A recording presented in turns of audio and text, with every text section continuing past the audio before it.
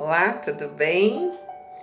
Então, hoje nós vamos ao capítulo 28 do livro Os Mensageiros, de André Luiz. Esse capítulo se chama Vida Social. E aí ele começa dizendo, né? À noite me surpreendi com os sublimes aspectos do céu no posto de socorro. O luar safirino envolvia todas as coisas. O céu parecia infinita colcha de azul muito límpido, pontilhado de astros fulgurantes. As nuvens da tarde haviam desaparecido. Contemplando a beleza da noite, Alfredo disse: felizmente, os fenômenos magnéticos foram deslocados do nosso círculo. Os aparelhos, porém, continuam registrando enorme conflito de forças inferiores. E aí eu ia comentar a beleza do céu diante da observação do administrador, quando a campainha tocou suavemente. Alguém chegou. Alfredo e Ismália sorriram. Muito gentil, o chefe do posto asseverou: temos a visita de amigos do Campo da Paz. E nos convidando à recepção na base avançada. Lembra que era uma fortificação, né? Existiam os balaústres, que eram aquelas pontas, né, de proteção, e aí eles precisavam passar por vários balaústres, várias fortificações, entre aspas, né, até eles conseguirem abrir a porta propriamente dita, né? Então, é o que eles fizeram, né? Eles convidaram o André e o Vicente, né, para ir até a recepção, né? E aí ele falou: aqui também temos a nossa vida social. Como não? É preciso saber viver. Encantado com essa nota alegre, acompanhei os donos da casa, verificando com indizível surpresa que estávamos vendo um belo carro puxado por 2 soberbos cavalos brancos. Tratava-se de veículo confortável e interessante, quase idêntico aos velhos carros do serviço público do tempo de Luís XV, que eu vi mais de uma vez nas publicações antigas, diz ele, né? Nessa carruagem chegou pequena família de colônia próxima, que pelas informações de Aniceto, ficava a 3 léguas do posto, aproximadamente. Então, como ele está aqui no Brasil, né? Mais ou menos na sintonia do Rio de Janeiro, então nós vamos pensar o seguinte: a légua brasileira é mais ou menos 6.600 metros, aproximadamente, né? Como ele falou 3 léguas, então a distância é aproximadamente 20.000 metros, ou seja, 20 quilômetros. A cidade que ele veio, né, o Campo da Paz, até essa fortificação onde eles se encontravam. Alfredo nos apresentou cavalheirescamente, com exceção do nosso orientador Aniceto, que também já era velho conhecido dos recém-chegados. Os visitantes eram o casal Bacelar, né? E 2 filhas jovens. O chefe do grupo aparentava idade avançada, mas revelando excelentes disposições. A senhora dava impressão de madureza, aparentando maravilhosa vivacidade, assim como as 2 jovens. A alegria era enorme. não se observava qualquer nota de convencionalismo menos digno, como na terra. Os gestos de cada um, a simplicidade, a despreocupação e as frases afetuosas demonstravam sinceridade pura. Permanecíamos num quadro social inacessível ao fingimento. Na vida espiritual, cada um é o que é. Não existe fingimento como acontece aqui, né? Onde as pessoas fingem estar contente com a visita e não vê a hora que elas vão embora, ou finge que está, né, contente com a visita, mas não gosta muito dela. Enfim, lá não, né? Lá, como ele diz, é inacessível ao fingimento. É uma amizade sincera, pura, verdadeira. Voltando ao interior doméstico, entre grandes manifestações de alegria familiar, observei que os recém-chegados eram amigos de muito tempo, que vinham ao encontro de Ismália. A nobre senhora me pareceu contentíssima. Convidou afetuosamente algumas famílias do posto e, em breves minutos, o castelo recebia inúmeras pessoas que se juntavam ao brilhantismo da seleta reunião. Sentindo-me insignificante ao lado dos novos amigos, eu me limitava a ouvir e observar. Estava ali um peixinho fora d'água, né? Então, quietinho, na dele, né? Logo aos primeiros instantes da conversa particularizada, ouvi Aniceto perguntar ao senhor Bacelar: como corre o serviço? O velho bondoso respondeu num amplo sorriso: bem, sempre bem. Apenas não podemos fixar demasiada atenção nos companheiros encarnados. E ajuntou com graça: é indispensável aprender a servir e passar. Nosso instrutor sorriu igualmente e observou: compreendo, compreendo. Aliás, o progresso humano não é uma questão de dias. Não devemos ter ilusões. E percebendo que Vicente e eu poderíamos aproveitar com a conversa, Aniceto indicou o novo hóspede de Alfredo, explicando solícito: nosso amigo Bacelar é chefe de turmas de assistência aos nossos irmãos do círculo carnal. Tem longa experiência dos homens e conhece-os como ninguém. Há muito que aproveitar nas suas observações. E o senhor Bacelar exclamou com bom humor: não tanto, meus caros, não tanto.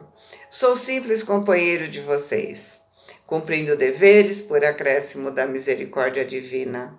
Não posso fazer muito, em razão de minhas deficiências naturais. E Vicente, até então estava calado, disse: estamos certos do grande proveito de sua palavra.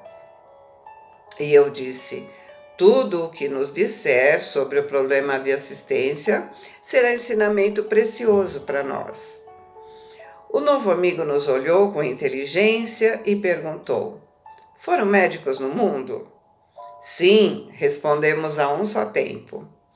O senhor Bacelar pensou alguns momentos e acrescentou: sempre gostei de conversar com os amigos, recorrendo aos símbolos sugeridos pela profissão que exercem. Mas no tocante às minhas atividades, não teria muito o que dizer a médicos militantes. Ou seja, né? Mais uma vez, nós vemos alguém que, para poder ajudar melhor, procura falar na linguagem da pessoa que está ouvindo, para melhor ser atendido. Então, a pedagogia de Jesus, né? Lembra que nós comentamos nos sermões e nas parábolas que Jesus falava na linguagem de seus ouvintes. Por isso que ele falava em peixes, em agricultura, né? Porque se ele falasse de uma outra forma, ele poderia não ser tão bem compreendido. Então, sempre a necessidade da gente falar, né? Se a gente quer realmente ajudar alguém, falar na linguagem dela. E aí segue o diálogo, né? Pelo contrário, seus esclarecimentos enriquecerão nossas experiências. O interlocutor sorriu otimista e declarou: não creia. Recorde os seus doentes comuns. Muito raramente lembram a medicina preventiva. De modo quase invariável, esperam a positivação das moléstias para buscarem o recurso preciso. Necessitam de anestésicos para o socorro do bisturi. Fogem ao regime tão logo surge a primeira melhora. Confundem o método de tratamento assim que registram os primeiros sinais de cura. Detestam a dor que restabelece o equilíbrio. Descontentam-se com a indicação de purgativos. Preferem a medicação de sabor agradável e, acima de tudo, quase sempre querem saber muito mais do que os médicos. Esta síntese, aplicável a corpos doentes, representa, em nosso campo de serviço, o resumo do programa de assistência aos espíritos enfermos encarnados na Terra, e com grandes agravantes, porque, em nosso setor, não podemos manipular a alma, como o cirurgião que opera as amígdalas. Somos forçados à preparação do campo mental conveniente, a proceder à semeadura de pensamentos novos, velar pela germinação, ajudar os rebentos minúsculos a aguardar a obra do tempo. Nossa luta não é simples, porque se o clínico do mundo encontra sempre familiares amorosos, dispostos a colaborar com ele em benefício do doente, o que encontramos aqui são enormes legiões de elementos adversos à nossa atividade restauradora e curativa. Em geral, o médico no mundo presta socorro a quem deseja receber, pelo menos nas ocasiões de graves perigos. Nós, porém, meus amigos, muitas vezes temos de prestar a assistência aos que não a desejam, por viverem sob o véu de profunda ignorância. Eu ouvi comparações tão lógicas e murmurei: tem razão, mas a certeza de que há muitos colaboradores encarnados no mundo prontos a colaborar na tarefa nos conforta.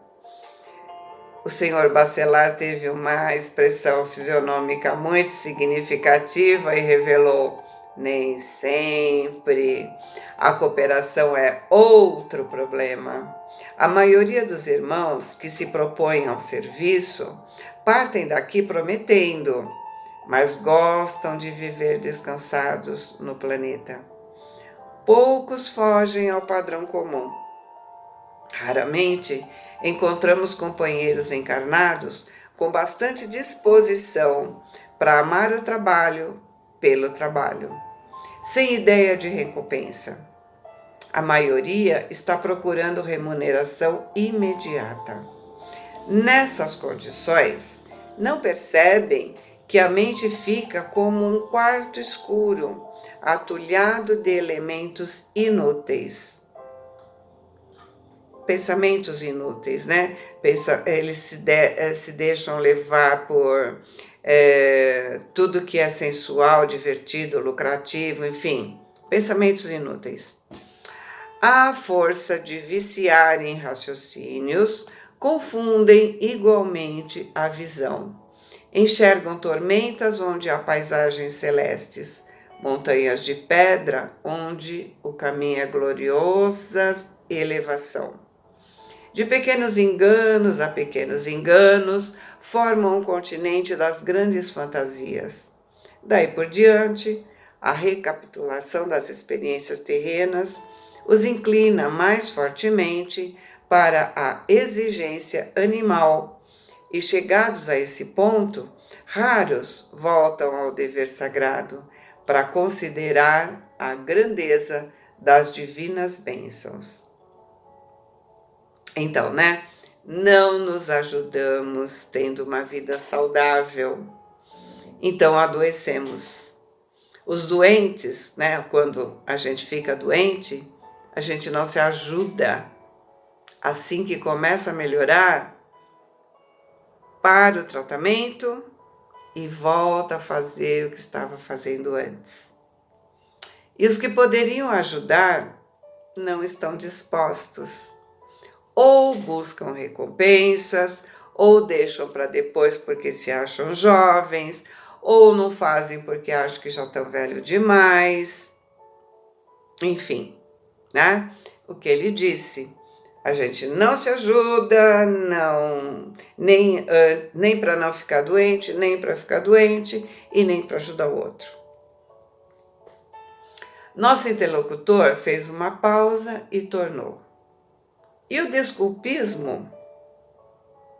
Neste terreno de assistência espiritual, vocês verão um dia quantos pretextos, quer dizer, quantas desculpas são inventados pelas criaturas terrestres para fugir ao testemunho da verdade divina nas tarefas que lhes são próprias.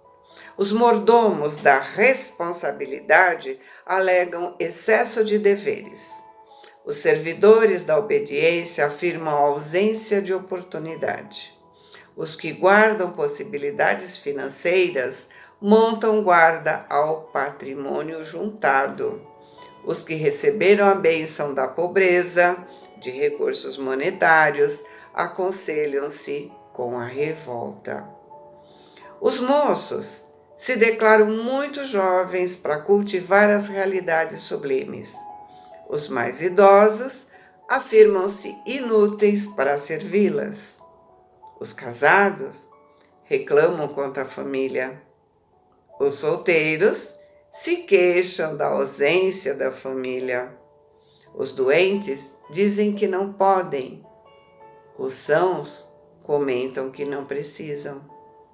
Raros companheiros encarnados conseguem viver sem essa contradição. O senhor Bacelar parecia disposto a prosseguir, mas as duas jovens foram buscá-lo.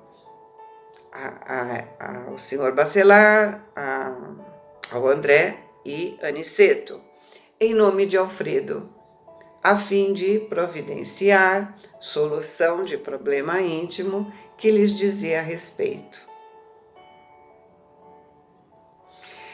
Pois é, quantas pessoas conhecemos que têm faculdades mediúnicas desenvolvidas ou que poderiam ser desenvolvidas e não querem trabalhar, né, num centro espírita, por exemplo, dizendo que não querem arrumar problemas com a família e vivem de tratamento em tratamento por não assumirem a ajuda ao próximo.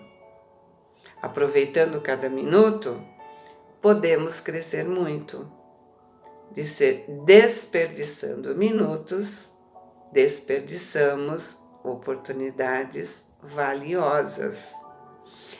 E aí, gente, a hora que eu terminei de gravar esse capítulo, né?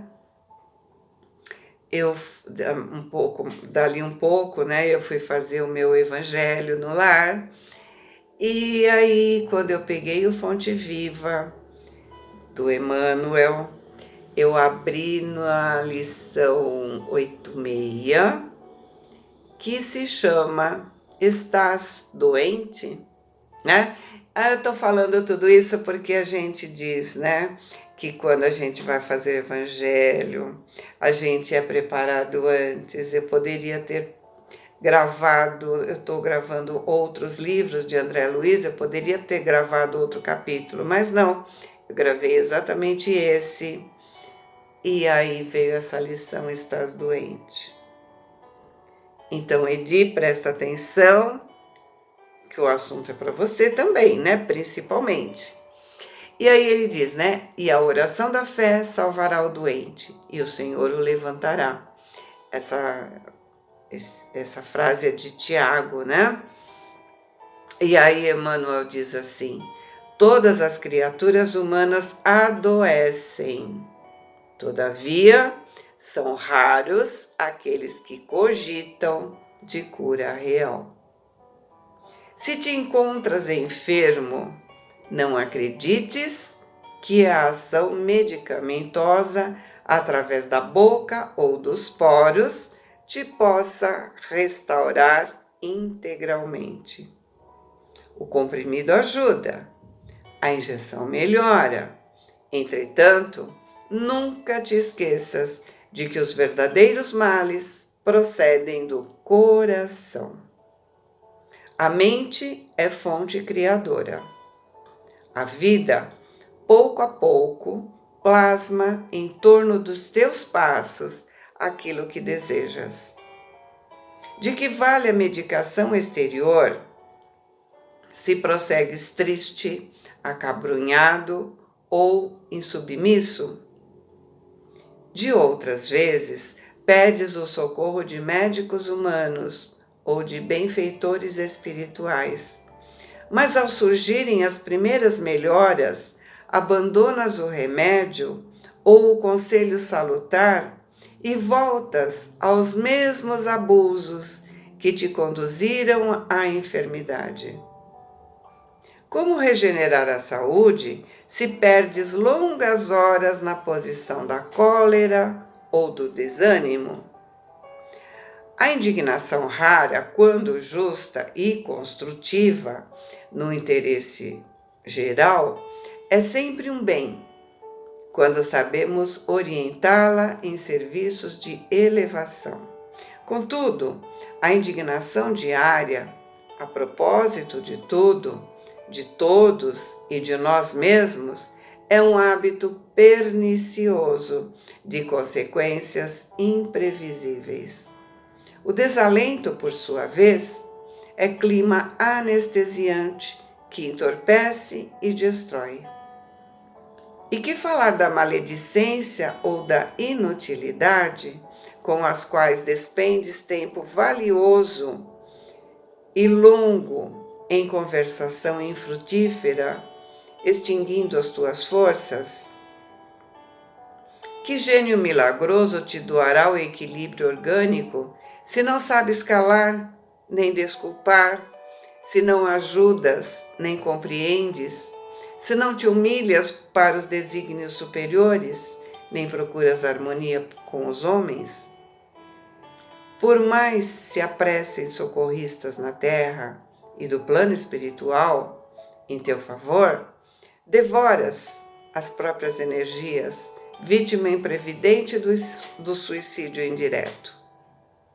Se estás doente, meu amigo, acima de qualquer medicação, aprende a orar e a entender, a auxiliar e a preparar o coração para a grande mudança. Desapega-te dos bens transitórios que te foram emprestados pelo poder divino, de acordo com a lei do uso, e lembra-te de que serás agora ou depois conduzido à vida maior, onde encontramos sempre a própria consciência. Foge à brutalidade, enriquece os teus fatores de simpatia pessoal pela prática do amor fraterno.